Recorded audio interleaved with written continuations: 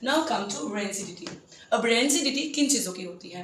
जिन food items में oil या घी होता है। चिप्स का पैकेट अगर आपने खुला छोड़ दिया या कोई भी नमकीन खुला रह गया तो वो सिल जाता है। कुछ देर के बाद उसमें से एक हल्की हल्की सी स्मेल आनी शुरू हो जाती है और ये चीज़ अगर काफ़ी देर तक पड़ी रहे ऐसी चीज़ें तो एक अनटॉलरेबल सी स्मेल आती है जिससे आपने खाने का बिल्कुल मन नहीं करता। तो इसको कहते हैं रेंसिडिटी। ठीक है, रेंसिडिटी को भी दूर भगाया जा सकता है। कैसे?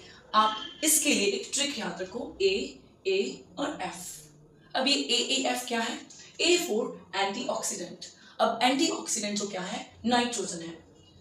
आपको एक एनसीईआरटी वालों आपको एक क्वेश्चन आता होता है कि why oil and fat containing food materials are flushed with nitrogen. Means to say जब भी आप पैकेट लेके आते हो तो वो पैकेट लेके आते हो जो पूरा फूला हुआ है, उसमें क्या भरा हुआ है? ऑक्सीजन ना, उसमें नाइट्रोजन भरी हुई है। नाइट्रोजन क्या रखती है? चीज़ों को फ्रेश रखती है, काफ़ी देर तक क्रिस्पी रखती है और आपका उसे खोलते ही खाने का मन करता है। उसकी खुशबू भी आपको बहुत अट्रैक्टिव लगती है। ठीक है, तो फर्स्ट है उसमें एंटीऑक्सीडेंट यानी कि उसे नाइट्रोजन से भर के फिर पैकेट को सील करो। अभी हम लोग तो कर नहीं सकते तो हम क्या कर सकते हैं?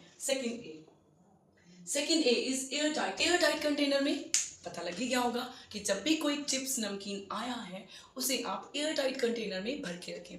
उससे क्या होगा? जब तक उसके अंदर ऑक्सीजन मॉइस्चर नहीं गया वो चीज़ें फ्रेश रहेंगी। Third is F. F means freeze यानी कि रेफ्रिजरेट कर दो। ठीक है, कोई भी चीज़ है जो सब्जी बनाई है रात को आपने उसे फ्रिज में रख लो।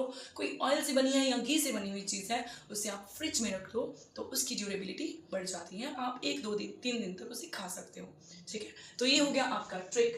तो आपको अच्छे से समझ आ गया होगा। अब आपके एग्जाम में 3 मार्क्स पक्के। ठीक है, 90 सब्सक्राइबर मेरे होने वाले हैं। जैसे ही 100 सब्सक्राइबर्स होंगे मैं लाइव आऊँगी। और हाँ, जिनको समझ आ गया है कमेंट में क्वेश्चन लिख दो, मैं आप लोगों को फ्री पीडीएफ दूंगी। तो मिलते हैं नेक्स्ट वीडियो में।